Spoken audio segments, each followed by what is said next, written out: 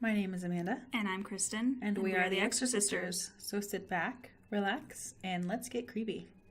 Welcome to episode 9. In episode 9, we are going to be talking about the 1968 classic, Roman Polanski classic, Rosemary's Baby. I had never seen this movie. Right, I'm glad we got to check it off of your classics list, because it was so good.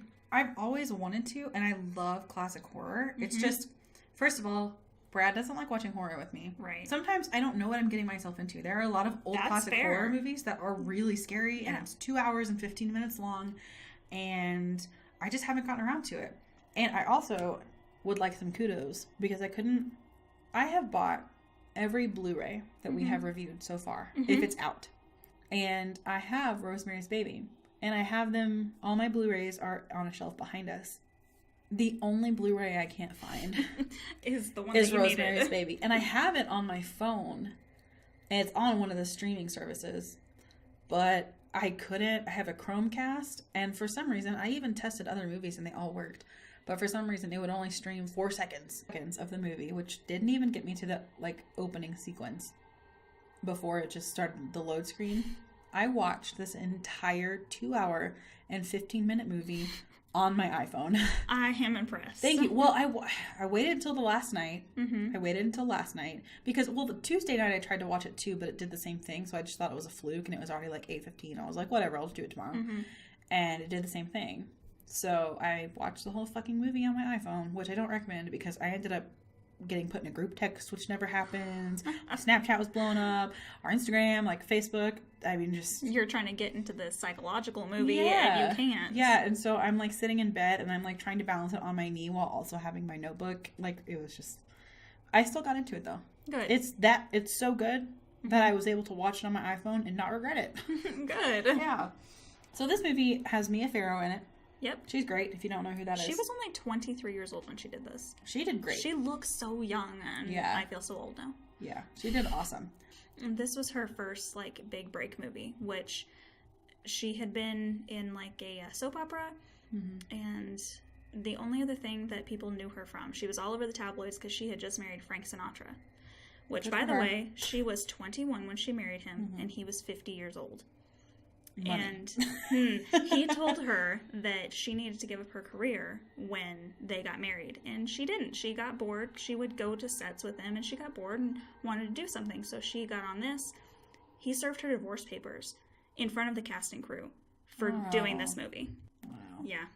It worked out for her, though. It really did. He wasn't the center of attention, so I guess he had a little temper tantrum divorce, huh? Well, that was actually exactly it.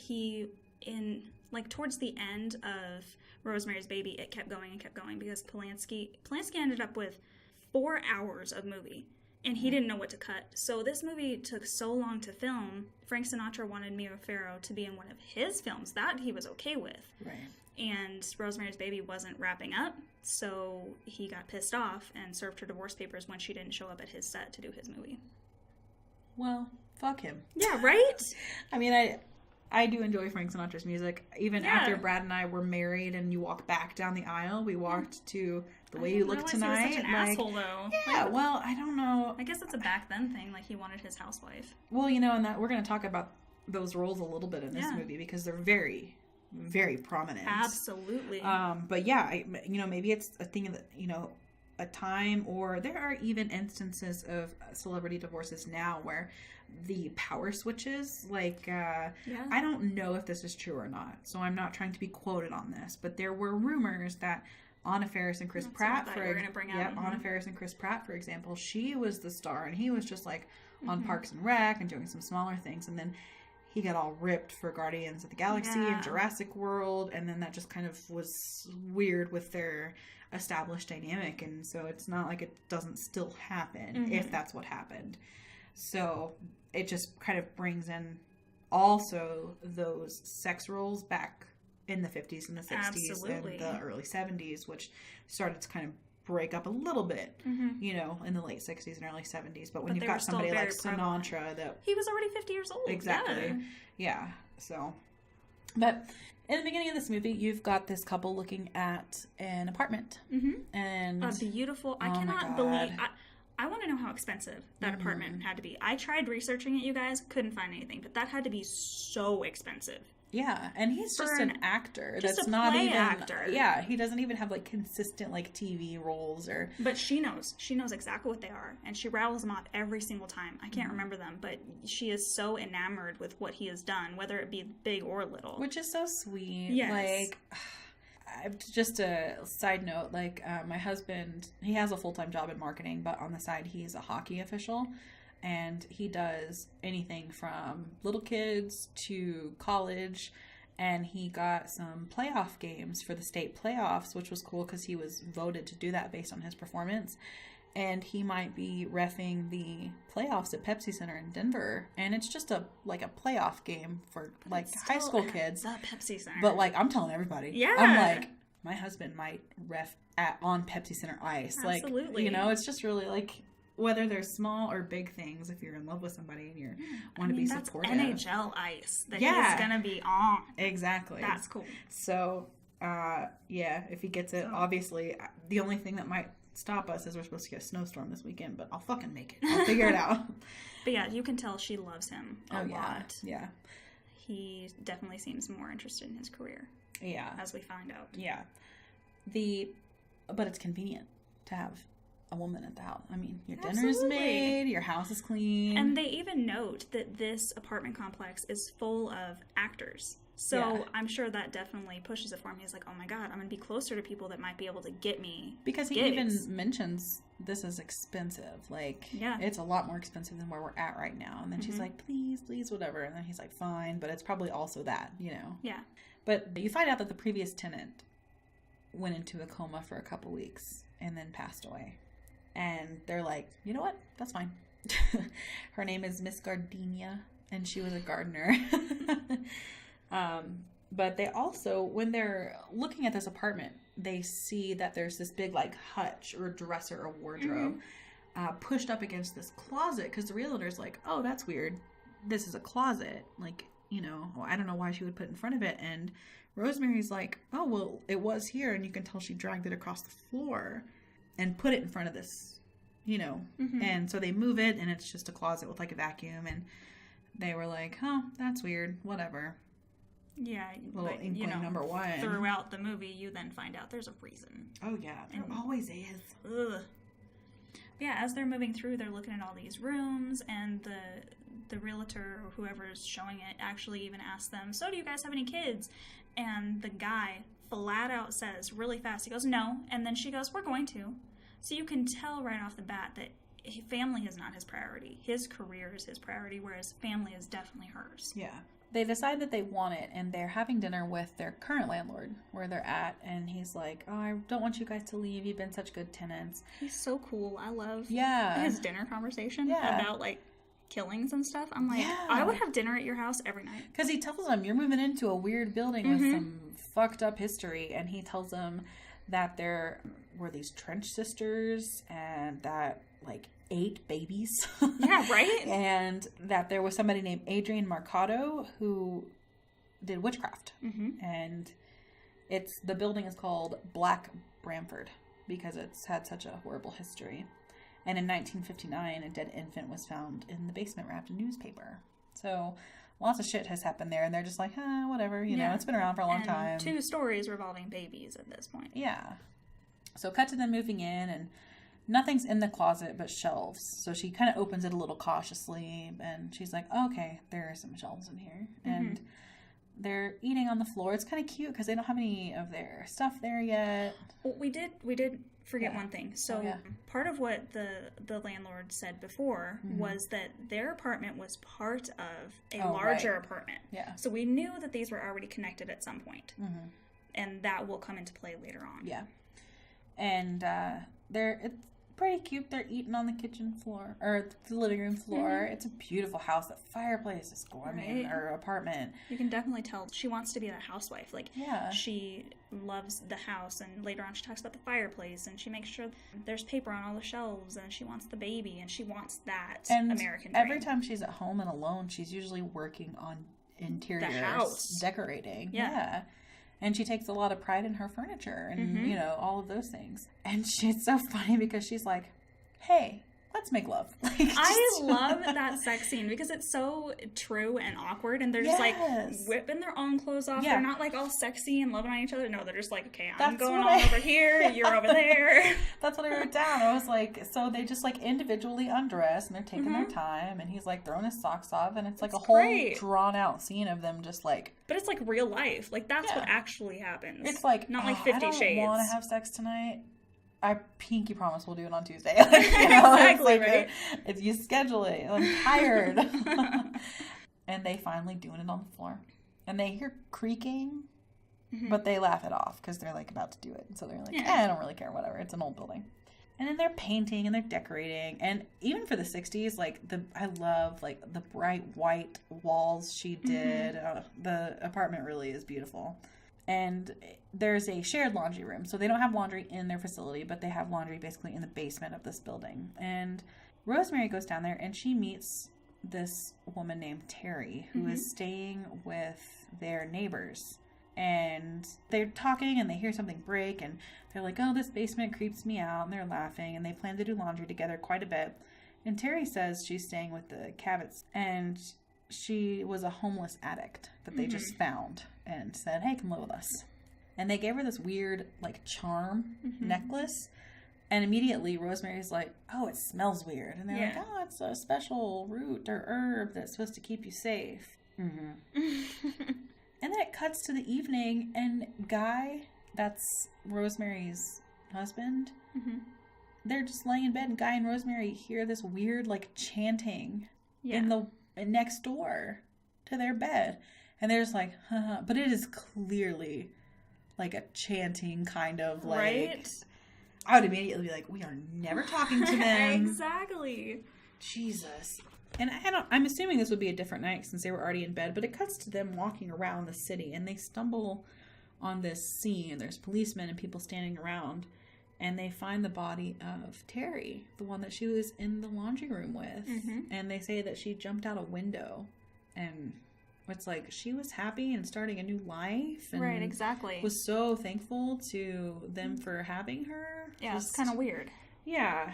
And the Castovits, that's their name. The Castovits come home and they're told she jumped out the window. And Mr. Castovits, whose name is Roman in the movie, says, oh, well, she'd get depressed every couple weeks. Like, and they're just not really that upset.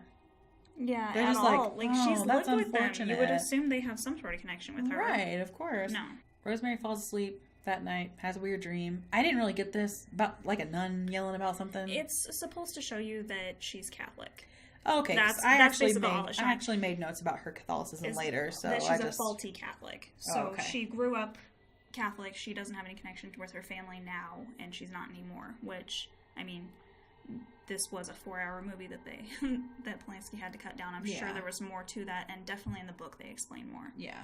Minnie Castovits comes over the next day, and again, Minnie is the one that Terry lived with, and she comes to thank Rosemary for being nice to her, basically, because they ran into him on the street when, you're just hanging out around Terry's body. And she's such a typical, like, nosy, old, retired lady. She starts walking around the house, showing herself around, asking about, how much was this? Right. Oh, look at that new table, which, by the way, looks so 60s. And I'm like, oh, that's a good point. I guess that did look new back then. Yeah. And Rosemary tells her that she wants to be pregnant soon. And Minnie's like, you have to come have dinner with us tonight, please. We'll see you there. We insist, da-da-da. So the guy gets home and she's like, I told them we would have dinner, and they're lonely old people. They just lost Terry, and so they're like, okay. Guy doesn't want to go, but they go anyways, and they talk at dinner, but then they start talking about organized religion and start asking Not happily about organized religion. They are very against the Pope. They are pretty upset about a few things. And Rosemary's like, obviously uncomfortable, and they mention, we made her uncomfortable, because she's like, well, I was raised Catholic, She doesn't want to be confrontational, but she also is like, can we not? Exactly. The women are kind of doing the dishes thing. Yeah, they're designated to the kitchen. Yeah, typical. Guys are smoking the cigars. Sitting there talking while whiskey, women do their work. Yeah, exactly. And they get home, and They laugh about how weird they are and how bad the food was. And Guy said Roman's stories were really interesting and he wants to go back the next night and talk to him some more.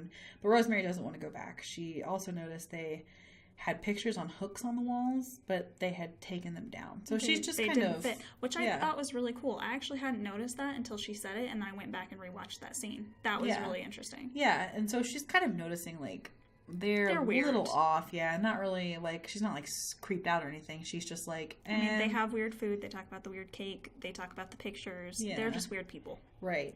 Lonely, old, weird people. Mm-hmm. The next day, this is like suburban nightmare. The next day, Minnie brings her friend over. That is horrible. So yeah, Mia's like trying to lay there. You know, she's got her book. She's got her music. She's trying to relax. She's trying to chill. Yeah. Which, by the way, that book was it was Sammy Davis Jr.'s autobiography, and it was a bestseller that year. Oh, really? That they did that film. Yeah, but Minnie comes, I just brought my friend over, and they're gawking at the furniture and start blah blah blahing about periods. Just sitting there sewing. Get out! Yeah, Minnie gives Rosemary the same weird smelling charm necklace that Terry had, and she says it has tannis root in it. And when Guy gets home, he tells her, if you took the necklace, you should wear it. And is like pressuring her to wear this necklace, which is really bossy and weird. Uh-huh. And Guy gets a call that night. He had lost a part earlier that you just kind of blow off as on they're struggling a little bit. But Guy gets a call that he got the part because the lead actor just woke up blind. I mean, we're jumping ahead, but he sells her out so fucking fast. Yeah, he really did. Literally, night 2 of hanging out with these people, he's like, oh, yeah, sure. Here, you can have my firstborn.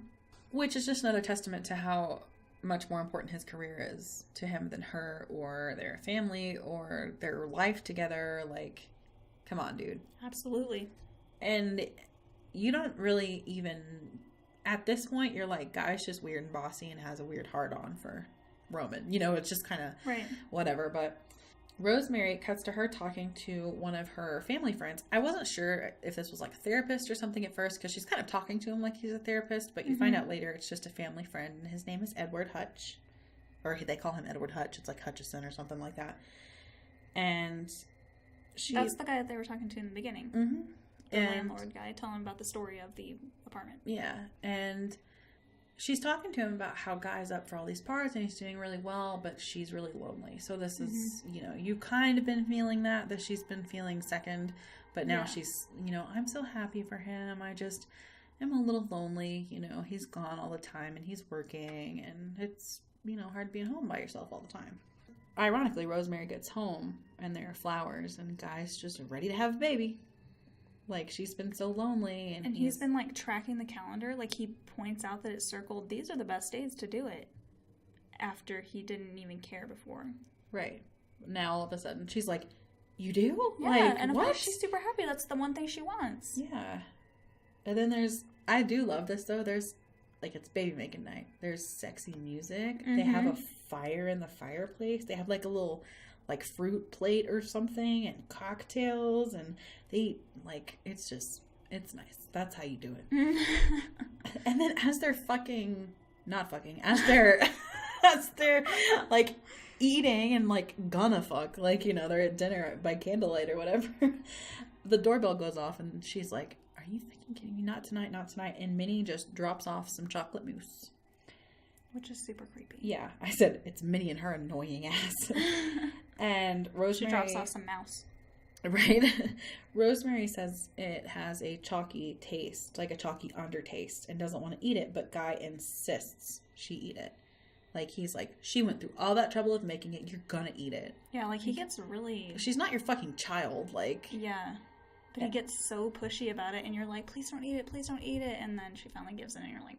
Yeah, she takes a few more bites, but she does, when he gets up, I don't know why, but she dumps it into her napkin to hide the rest of it.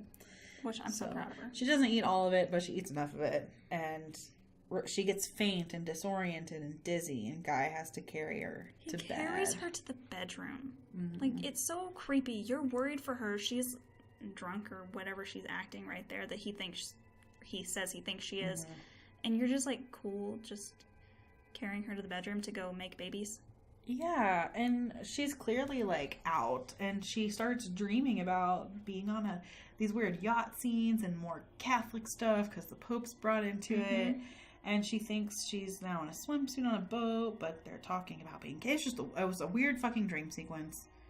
She's naked on a boat. She's hallucinating, and stuff's going on. So whatever was in that little mouse... Yeah. I keep calling it that because the Minnie calls it that, and she mentions it in her dream sequence. Yeah.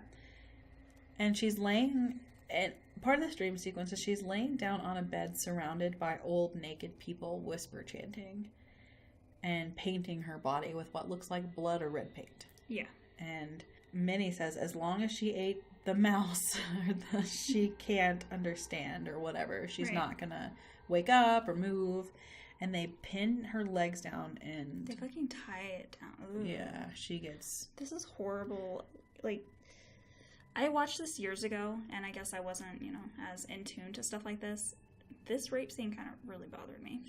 Well, she gets raped by the devil, essentially. And she just getting raped at all. She's totally fucking out of it. Leave her alone. Yeah. Well, they want her to be out of it. I feel like there's other ways. I don't know, maybe just because I've seen other supernatural shows. There had to be other ways to get demon seed in her if you really need to do that, besides raping her that way. I don't think that was necessary. Well, and at the end, she, towards the end of this dream sequence, which it's not, she says, this is no dream, this is really happening. And then she wakes up. So you realize, you already knew she didn't take enough of it to not remember, but Minnie had even said that if she ate it all, she wouldn't. But she does know. She knows what's going on. Yep. She just kind of wakes up and is really disoriented and kind of thinks it was a dream. And she's got scratches all over her. Yeah. And Guy wakes her up the next day, says he had sex with her while she was passed out. And he didn't want to miss the night. And I literally wrote, fuck him. I have the creepiest quote that I've ever heard in my life. And he literally said that it was fun. Kind of fun in a necrophile sort of way. That is the creepiest thing I've ever heard in my fucking life. If someone ever said that to me, I would leave.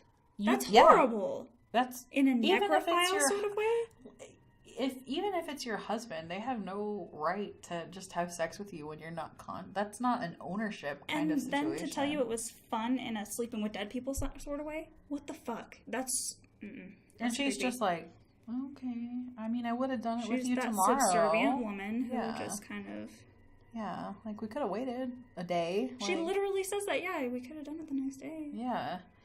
So she goes to the doctor for pregnancy tests and blood work, and she finds out she's pregnant, and she's due June 28th. Which, by the way, she's due June 28th of 1966, which is 666. Right. Which, when they did the Omen remake, I don't know why I thought of this, it came out June 6th of 06. Ooh, that's smart. I like that. Yeah. Just a little satisfying moment there. So she's pregnant, and the doctor says that they want another blood sample because they didn't get enough for blood sugar testing. And she's like, okay, that's weird, but whatever. Which, once again, I'm sorry, I'm jumping around. No. But I feel like that proves that he is part of this devil-worshipping thing, to me. Mm-hmm. Like, he already wants another blood sample. I would be like, oh, I see. He's part of this thing, and he wants to... Maybe. To me, that's how I took it. We're going to get into it a little bit more, But she's like, okay, that's kind of weird, but whatever. Mm-hmm. She tells Guy, and he says he has to go tell Minnie and Roman right away. He didn't want to go over the first time to even hang out with these people, and now he's, super tight with them. Yeah. And why do they need to know? His parents don't need to know? Nothing? He, kind of hugs her, but immediately runs to them. His fucking neighbors need to know? Yeah, and... Not your best friends for your whole lives? The neighbors. Yeah, and if I told Brad I was pregnant, I would expect, a big celebration for the two of us. And then we tell our families or whatever. I would say, then you tell your families, and your neighbors may eventually find out. Yeah. When you start showing and they go, oh, are you pregnant? Yeah. I don't get it. Right. And they both come right back to congratulate her, and they want her to see their doctor, Abe. So Minnie immediately gets on the phone at their house and says, okay, he'll see you at 11 o'clock the next day. No fucking doctor is going to be like, oh, yeah, I'll see you tomorrow. We know that. We work for doctors. They don't do that. And he's unless it's an emergency. He's the best of the best, and he's just, waving his feet. The doctors to the stars. hours. Yeah. No. And she wakes up that night and she puts that necklace on that Minnie gave her, the one that stinks. Mm-hmm. So the next day, Dr. Abe tells her, don't read books, don't talk to friends, don't take vitamins, like, don't listen to any pregnancy stories. They're all different. You can't talk to anyone. You can't research anything. And immediately it's like, he doesn't want you to know what being pregnant is actually like. Absolutely. Because yours is going to be different. Somehow it's going to be different. And he says, we'll make you your own vitamin drink. Don't take the prenatals. And he tells her that abdominal pains are totally normal because she says, you know, like she is being pained, basically. Mm-hmm. And which she says that she thinks it might be ectopic. And I found this really interesting because in this day and age, most people just know what that is because we've done our own research or we've heard through other people. It's surprising to me that at 23 years old, she had to read an article somewhere. Because he goes, where'd you read that? And she goes, oh, it was just sitting there on the counter or sitting there at the store. Yeah. So she still had to read that. Mm-hmm. I'm fascinated at that point that she wanted a baby so bad, but she didn't know little things like that. Yeah. Right. And he wanted to make sure she wasn't educated. Mm-hmm. Yeah. Which is awful. If a doctor ever told me, don't read books, don't talk to anybody, I'd be like, you're get a fucking new crazy. doctor. Yeah. But she's so naive and it, like, you know, she's 23? Yeah. And she tells, you know, she's got these abdominal pains and he's like, they're totally normal. And Rosemary randomly says, I look awful, you know. And poor Rosemary comes home one day, or her husband comes home, and she had cut her hair really short. Yeah, and she's like, it's stylish. Yeah. Because just pregnancy is, like, really fucking her up. Like, she's always, she's just almost she's always constant in pain. Yeah. And he's like, what the fuck is that? Like, he clearly hates it. Mm-hmm. It's like, ugh. Which she did mention way back, right after they had sex, he doesn't look at her anymore at all, which is fair. I mean, if we're jumping ahead, he just watched his wife have sex with the devil. Like, yeah. I would get how that would bother him. But it's because of him. I was about to say, he's the one that offered her up. Yeah. It's not like she did it. Yeah. And you can tell she's starting to get, especially with the haircut, she's starting to get thinner and whiter. God. And she looks like she has black eyes all the time. Oh my God. When her friend comes to visit, she's so pale. Yeah. She creeps me out like she's going to die. Like when Hutch comes? Second. Yes. Yeah, because that's literally what I have next. Yeah. She opens the door for him to come in and then turns to the camera and you see how pale she is. Oh, yeah. She looks bad. Yeah. And, you know, you're supposed to naturally, like, at some point in your pregnancy gain weight because you're fucking growing a human. Yeah. And Hutch, but right before he comes over, she is basically searing a steak enough to sear the outside of it. Just and is enough. eating it's raw. Basically raw meat. Yeah. And Hutch is like, oh man, you are, you know, not doing very well, it looks like. And she tells him she's pregnant, and she tells him that she's having, you know, these pains. And then Roman comes by. Yeah. Because she can't have other friends. You know? So they're just like watching her. All the time. You know that they are because he comes over real fast. Oh, yeah. And when he comes by, there's a shot of his ear and neck region. Mm-hmm. And she sees that his ear is pierced. But it also kind of looks like she's got that raw meat kind of like look. You know? It's really weird and primal. But I wrote, she looks awful. I mean, the dark circles around her eyes just get worse and worse and worse and worse. I'm surprised nobody outside, well, they do, but, like, they're keeping her so isolated. Yeah, she doesn't go anywhere because she's so weak and so in pain all the time. They go grocery shopping for her. She doesn't have to leave the house. Yep. And so Roman comes in and says, oh, you know, Rosemary's like, this is my friend Edward Hutchinson or whatever his name is. Hutch, they call him. And, you know, they're all sitting around and Hutch is like, what is that smell like? And she's like, oh, it's something they gave me, and it's tannis root in it. And Ed and Roman start getting kind of passive aggressive and defensive about her. And I'm like, come on, Hutch, come on. Yeah. And if you notice, Rosemary's skin is a very different color than everybody else's. Very different color. And the contrast of her white yellow skin and their like orange tannish skin is so prevalent in these scenes. But Edward leaves, and Rosemary makes a comment to Guy that Ed said she looked terrible. So she knows, she feels really self-conscious about herself. So Ed calls back later that night and tells Rosemary that he needs to meet with her at 11 o'clock the next day. And it's really important that they meet. So next day, Rosemary goes to meet Ed, and she's still in pain. Like, she sits down on, like, a wall or something like that, a bench, and she's, like, clearly still in pain. And he doesn't show up. And so she calls his apartment, and his friend Grace tells her that he fell into a coma. Yeah. Just like... randomly. Just like the last tenant did. Yep. So then, at this point in the movie, you're like, okay, you fuck with them, they're going to fuck with you. Absolutely. Like, or kill you. Or make you go blind. Or whatever the case may be, you know? And Rosemary, she's alone in her apartment, and her pain is getting worse. And her doctor just keeps telling her, like, it'll get better, it'll get better. So she says, okay, it's got to get better, it's got to get better. Right. Like, at what point? She even sarcastically mentions that. Of, you know, the pain will go away. Oh, don't you know? In just a couple days. And it's been months upon months of this pain. Yeah. I made a comment that she's eating more nasty shit.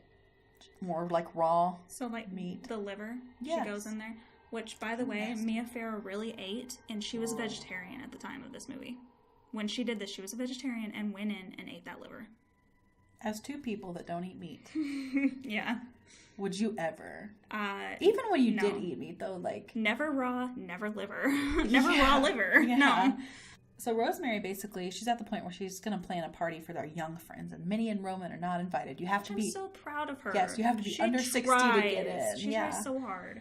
And she's looking even skinnier and skinnier, and Minnie brings her... She's, like, planning this party, and Minnie brings her the drink, because Minnie's been making her this, like, vitamin drink. Also proud of her here. She throws it down the sink. That shit. Yeah. She's starting to become a little more headstrong, you know. Pain makes people I was going to say, how long are you going to be in pain and just deal with it? Yeah.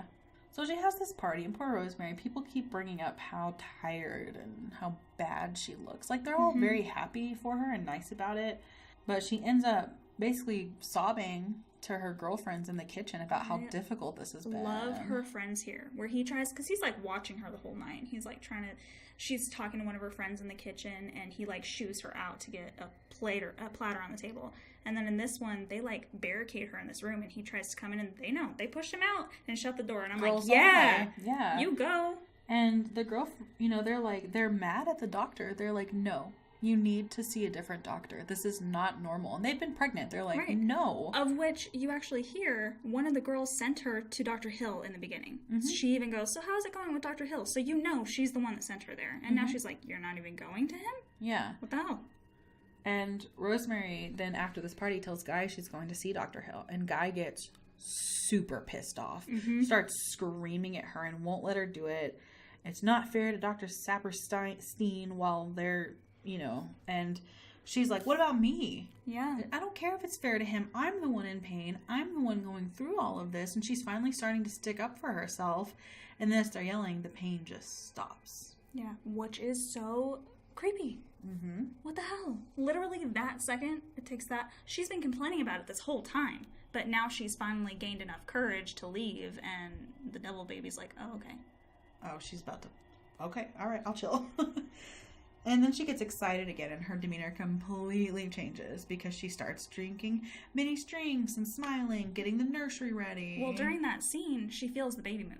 Oh, right. And she actually brings Guy over. She's like, feel it, and he's so repulsed by it. Which, first of all, by the way, is like me, just in life. I don't want to feel whatever's moving around your stomach. But he knows it's not his. He knows it's some creepy devil child, so he's like, oh, okay, yeah, it's moving, yeah, and then moves on. Poor Rosemary. I feel so bad for her. She just wants to have a normal-ass baby. I know. Not a demon baby. Not the devil's baby, not the Antichrist. And her husband can't even get excited when the baby starts moving. This is the first time she's felt her baby move, which is apparently a pivotal moment for mothers. Oh, he can't do any of it. Like, they had a bet on if she's pregnant or not. Someone gets a quarter. And how she tells him is so cute. He comes home and she's sitting there with the quarter in her hand to give to him because he won the bet that she was pregnant. And he just takes it and goes, oh, cool. Nothing. No excitement, no nothing. Except, I gotta go tell Minnie and Roman. Yeah. But it has this, like, happy montage. You know, she's getting the nursery ready. The bassinet's coming in. All this. It's, like, happy-go-lucky again. Rosemary that we haven't seen for at least in, like, 45 minutes. And she gets a call that Hutch has died. And Grace, who's the woman that is at Hutch's apartment that she talked to previously, said that he left you a book. And this is at his funeral that she shows up late to, because I'm sure they wouldn't let her out or something, you know. Right. And Grace gives her this book, and she wanted to make sure she got it because Hutch had a moment of consciousness during his coma, and the only thing he said was, make sure Rosemary gets this. And it's an anagram. Yep, and we don't know what's an anagram, but something with the book is an anagram. And it's called All of Them Witches. And Hutch has underlined Adrian Marcato passage and highlighted devil's fungus and all these things that he figured it out. Right. Or at least got suspicious enough for the coven, essentially, to say, nope, gotta get him out. And which he must have done that research so fast. Because it was a day turnaround. Yeah. Where they put him in a coma. He immediately got suspicious of them. Well, and he was the one, I guess you caught, that I didn't realize it was the same person, because I was probably watching it on my phone and missed something, that told them that this building is he scary. already mentioned Adrian right in the beginning. Yeah. You already know he's a history buff, he likes researching stuff, and he knows stuff about that building. Yep. And so Rosemary's reading this, and Grace told her again the name is an anagram. So Rosemary gets her Scrabble set out, and she starts spelling things out. Which is smart. I'm proud of her. Yep. She came up with comes with the fall, and elf shot lame witch, and how is hell fact me? Like, she's like, none of this is making sense. Exactly. But finally figures out Stephen Marcato, if you change that around, which is Adrian Marcato's son, is Roman Castevet. Yes. She has finally had a breakthrough. Yes. She knows. She's like, they're freaking witches. She tells Guy that she thinks he's still a witch and they're in a coven, and she says they use blood in rituals and baby blood is the strongest. And so she says, they want my baby. Right. She's perfectly on point with this. And of course, Guy is in on it, which hasn't been confirmed to this point, but there are enough things pointing to, if you are paying attention, he's being fucking weird. Absolutely. He's way too obsessed with these people. He's and too many things lined up. Yeah. Like, especially don't read because that. Give me the book. He wasn't pushy. I mean, it was the typical, like, power play between the man and the woman, but he wasn't that pushy in the beginning. I mean, even before they moved in. Granted, he wanted that apartment for different reasons, but even he let her do that. She's like, please, let's have it. Whereas this guy definitely would have been like, no, it's not happening. Yeah. And she says that her doctor, she doesn't trust the doctor. Art says, or she goes to her doctor to tell him this. If I had found that out, I would probably be suspicious of everyone, especially a doctor that wouldn't let me read books or take pills. Like, I would be like, okay, how far does this go? But she goes to tell her doctor that she doesn't trust them anymore, Roman and Minnie. And Art says Roman is terminally ill and they're traveling, so I won't have to get rid of him for you. Like, they'll be gone soon. And so telling Rosemary this stuff kind of makes her back off a little bit, which is what he wants. And so they cut back to, now that she's suspicious, this was, I'm sure, pre-planned. Like, let's pretend we're leaving and make her feel more comfortable. Right. Of course, you know. And so they're like, oh, we're going to travel. Bye. We promise, you know, we won't be here for the labor, but everything's going to be fine. Da-da-da. And she's like, okay, they're gone. I can breathe easy. But she gets back inside and Guy threw her book away. Which she was not only sad because of the book, but because Hutch gave it to her. Right. And he's like, oh, I didn't even consider that. And she's just like, well, I wish you would have, you know? And then it cuts to Rosemary is just straight up walking through traffic. She's kind of like dazed. Oh, yeah. Walking through traffic. She's like, and she's... Which, by the way, that's a real scene. That was not set up. They didn't slow the traffic down. They didn't have, you know, stunt guys go through it. That was a real scene that Roman Polanki told Mia Farrow. She's like, I really don't want to do this. He's like, you have the padded belly on. Nobody's going to hit a pregnant lady. So he sent her into traffic, and none of the camera crew were brave enough to do it. So that's her and Roman Polanki on a handheld doing it. That's it. That's amazing. Because, I mean, today somebody would be texting and just take her out. Absolutely. You know? People get distracted. They're singing or Absolutely. whatever. Wow. Good. That's dedication to the craft right there. That's stuff right there that old movies can do that you can't do nowadays. There would have been such a, no, I can't do it. You're going to have someone else do it. I'm not going to.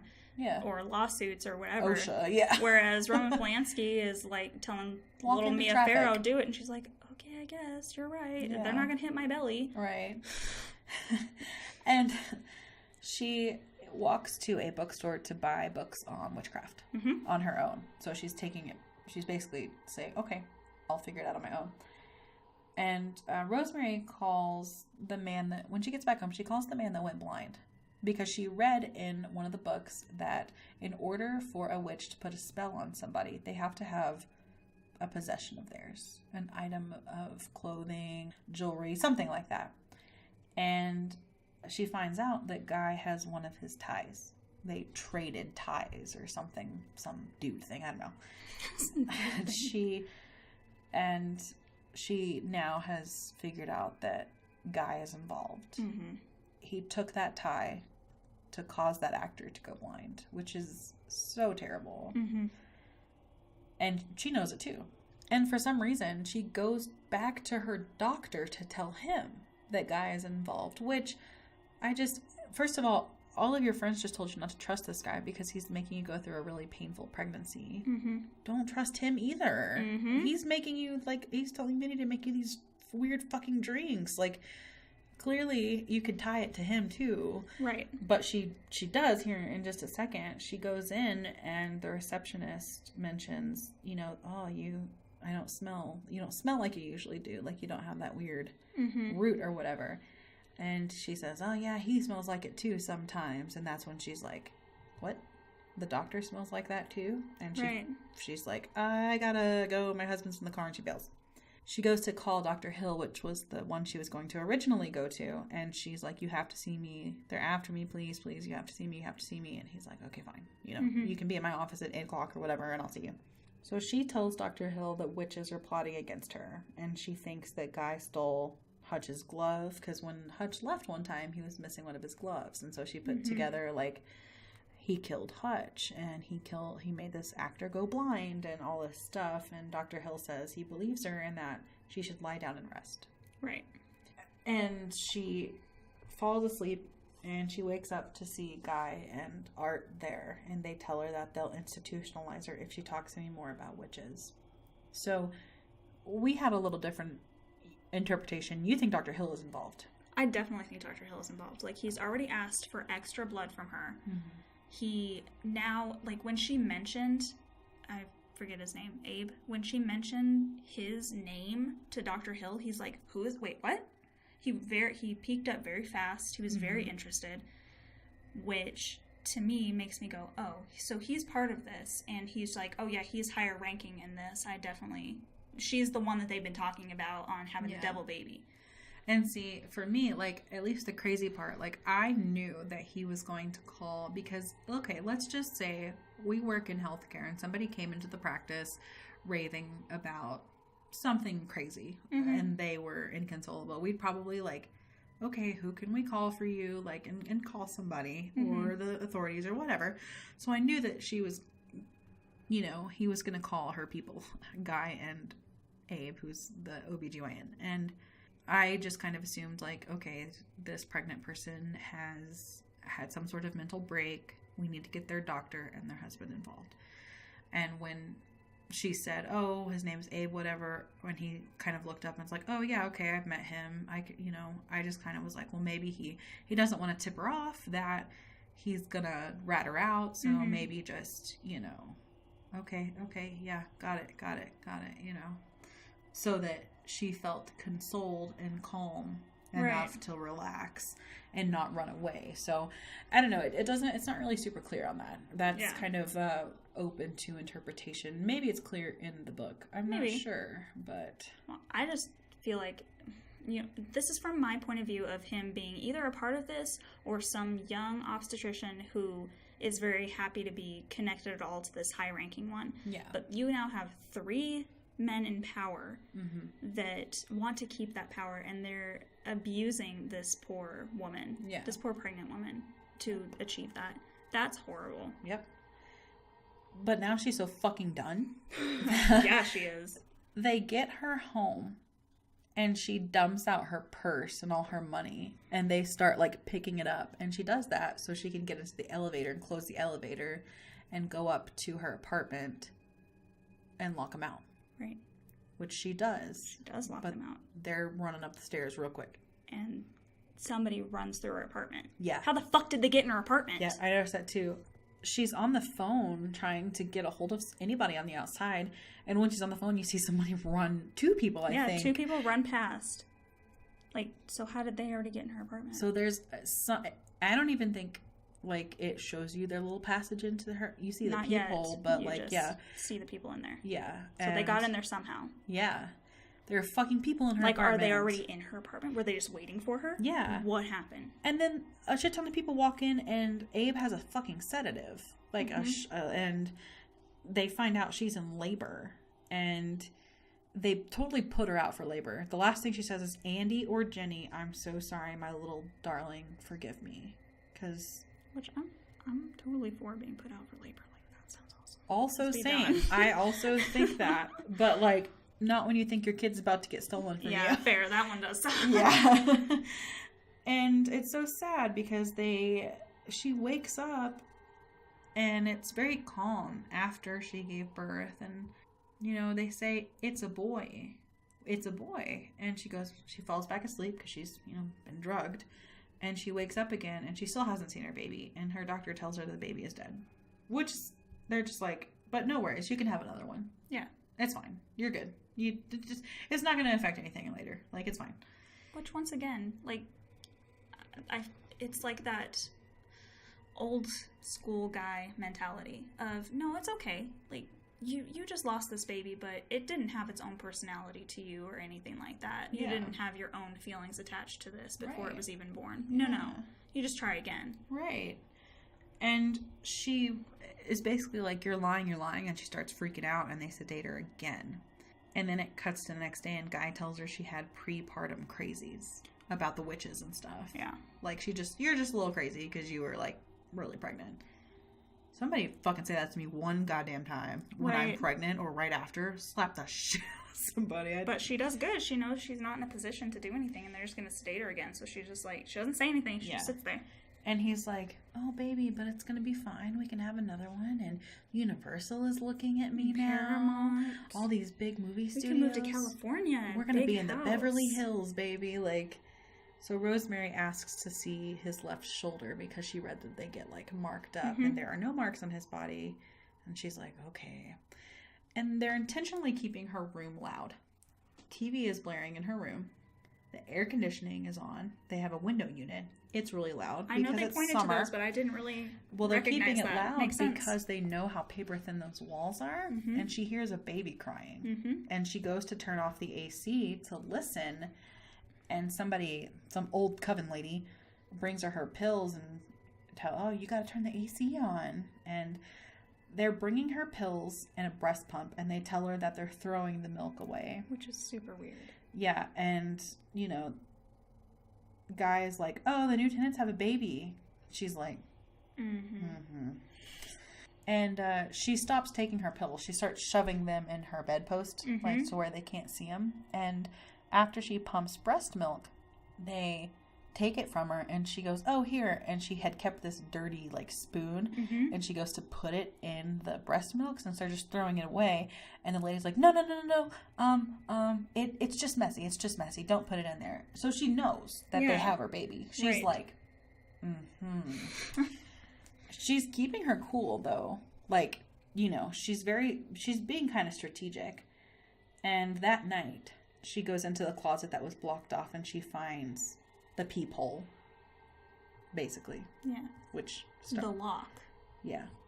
And she looks through it and sees that she can see into the neighbor's house. Yeah. So it's a door. Yep. It's the door that had the attached apartment that we heard about in the beginning. Yep. Hadn't been removed. Which is why the previous tenant had that giant wardrobe in front of it, because she figured it out. Yes. It creeps me out. That's how they got in there when she's on the phone. They got in through that freaking door. So they've heard creaking this whole time. How many times have these people been in her house? All the time. They're constantly watching her. She can't do anything without being spied on. Ugh, that is so scary. Mm-hmm. And she goes to her kitchen and she grabs a knife, which is smart. And somebody walks into her house. And there are people in and out of her house taking care of her. Mm-hmm. You know, all these neighbors or whatever. She hides and then he leaves and she goes... It was Guy. Oh, it was Guy. Her husband came back. She goes into the door, basically. Mm-hmm. The spooky door. Yeah. And she walks into this hallway and there are just these... The artwork's back. Yeah, and it's very, like, dark, demonic and satanic. And she walks into this living room, basically, where all these people are drinking and laughing, and they're having, like, a social hour, you know? She walks in holding a knife. It's great. Yeah. And everyone just kind of looks at her. Nobody is, like, looks that surprised. They're just like, you guys, like, she's in here, like, you know? And she sees a painting of Roman's father above the mantle. Who was that witchy dude? Mm-hmm. The leader. I do like how Minnie sticks her tongue out at her like she's, you know, a 5-year-old. Yeah. She finds her baby in, like, this is aesthetic goals, though. Like, as far as, like, gothic aesthetic goes. Right.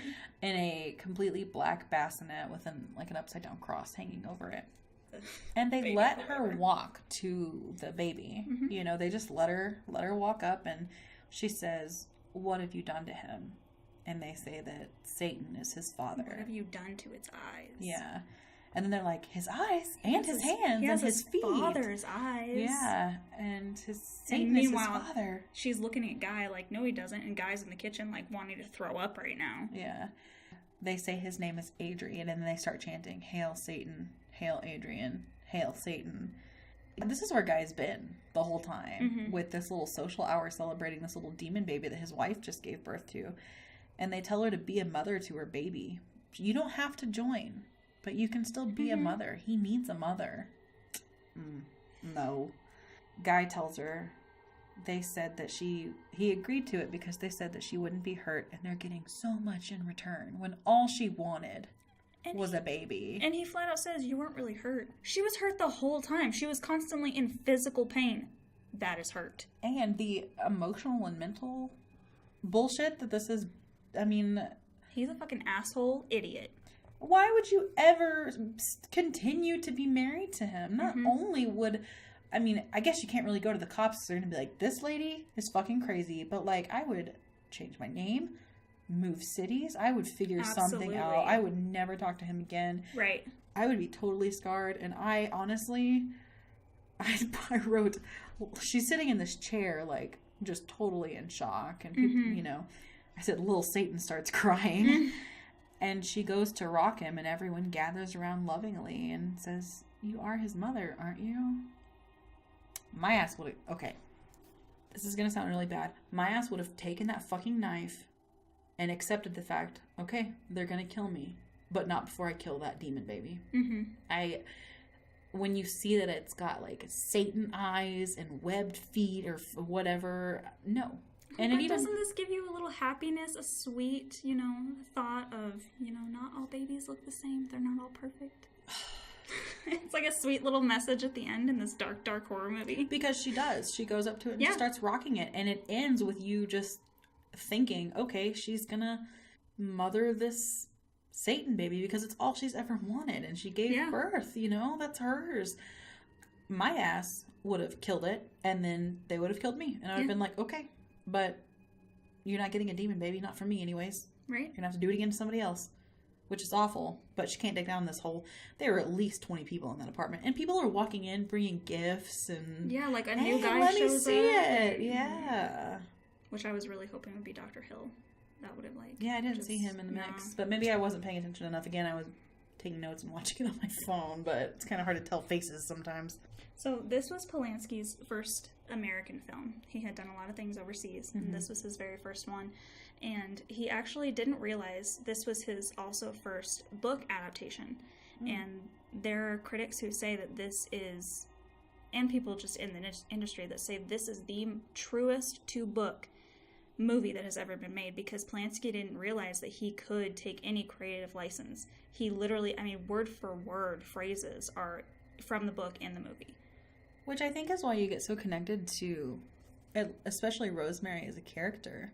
Yeah, you know? Absolutely. You feel for her the whole time, and you get so irritated and angry with these people that are being nasty to her or annoying or whatever, you know? Yeah. So he did change one major thing in the book, though. He was agnostic in real life, and this was very much a Catholic portrayal because she is a Catholic character. So he definitely changed a lot of things. He changed it from such a supernatural thing. Like, you don't see the baby. You don't see any supernatural stuff happen because he wanted to make sure that you could look at the character and go, maybe she was crazy. Left it open to interpretation. Absolutely. Because he felt like it would be a lie, him being agnostic, taking something as a religious portrayal. The author of the book actually did The Stepford Wives also, and he did a few other ones, but he definitely did that whole, are people crazy and what's this weird world thing. That was like his genre. Yep. Mia Farrow was actually Catholic in real life, and before she got into film, she wanted to become a nun. Well, this is very different. Right? You had the Antichrist in a movie. Yep. When she does the anagram for that book, and she can't come up with something for the book title, it actually is an anagram. She just doesn't come up with it. Yeah. It is Hell a Cometh Swift. Oh. So it's coming. It literally tells her in the title of the book. Interesting. You found out some interesting stuff. I did get a lot of good facts for this one. So they thought that this film was cursed. Oh, it's one of those. It was. Because of all the Hail Satan that they say over and over and over again, they thought this film was cursed. One of the actors... They actually summoned Satan. Yeah. One of the actors ended up having gallstones so badly that he had to have emergency surgery. Another, the composer of the score actually ended up in a coma from a fall and then died. A coma? And then died shortly after. Ooh. And then, of course, we all know Roman Polanski's wife was Sharon Tate. Yeah, and if you don't know... Manson, the Manson family, yeah. Devil worship, they cut her baby out of her, stuff like that. So that's very similar to the film. Yeah, that's a little creepy. I could see how they would think it would be fucking cursed. Especially the Sharon Tate, Rosemary's Baby thing. That matches so well. Sharon Tate was actually supposed to be Rosemary's Baby. She was supposed to be Rosemary. But they wanted somebody more well-known for the part. And Sharon Tate wasn't well-known. At the time. Yeah, right? Unfortunately for her, when people hear Sharon Tate, it's not because of her film work. Absolutely. Poor girl. The devil in the rape scene, so he was actually completely naked. He had demon makeup on and those vertical lenses, but he was completely naked, and she was just laid up under him? He spent hours grinding on her for the scene, and then at the end, when they were done, Mia Farrow said that he was very polite. He got up, he shook her hand, he said it was very nice working with you, and she goes, thank you so much, and he left, and she just said that he was such a sweet guy. Can you imagine? Hey, I need you to do this part, and you're gonna be a demon. You don't really have any dialogue. I just want you to dry hump this actress for like a day until we get a good shot. Yeah. Sign me up. Right. You're gonna pay me to do that? Okay, right? Sounds good. I mean, I'm sure that's really awkward. Have you ever seen Love Actually? Yes. Like when they're like actors and they're just like talking and like that's what that makes me think of. I just love that he was it was a pleasure to work with you. Shook her hand and then left. I'm like, oh. Right in the beginning, you see a commercial that Guy, Rosemary's husband, does of Yamaha bikes. That was actually a real spot of a commercial, and Yamaha, for doing that, gave Roman Polanski and Guy, I forget the actor's name, but Rosemary's husband in the movie, Yamaha gave them 2 scooters that for free for doing that part, and then they just rode them around New York the whole time. That's what I would do. I really liked this movie. I am really enjoying the older movies. I think we have like Frankenstein coming up and some of the Universal monsters that I'm really excited about. Yeah, I was worried we wouldn't have much to talk about, but I'm finding more to talk about with the older movies than with the new ones. Yeah, well, especially when you look at them then versus now, there's first of all a lot to compare to, and you also see where a lot of other movies got their ideas from and their formulas The Exorcist, possession movies, things like that. Yeah, and this was even before The Exorcist. It was. This actually helped start the genre because people did they wrote things like that afterwards. Yeah, demons, based on possession, devils, devils being inside people. Yeah. That makes total sense. Honestly, for me, The Blob, I think, is the only one I think I've given a 5 out of 5. But I'd give this one a 5 out of 5. I really liked this movie. I'd probably also do a 5 out of 5. It's really good. I love the older movies. Mm-hmm. And it's been so long since I've watched some of these that I'm going back, and as an older person, I'm going, oh, that's something I didn't catch before. Yeah. Oh, that's cool. Yeah.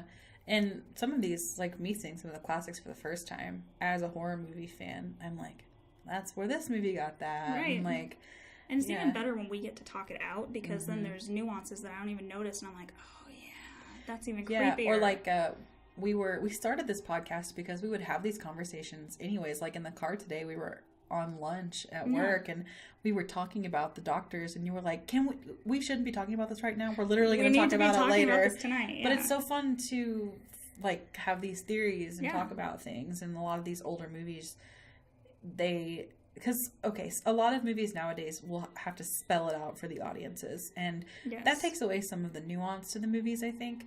And where like Rosemary's Baby and older movies, they didn't just spell it out for you. So I feel like it takes some of the rewatchability away from it too. Like Rosemary's Baby, you can rewatch it and find new stuff you didn't before.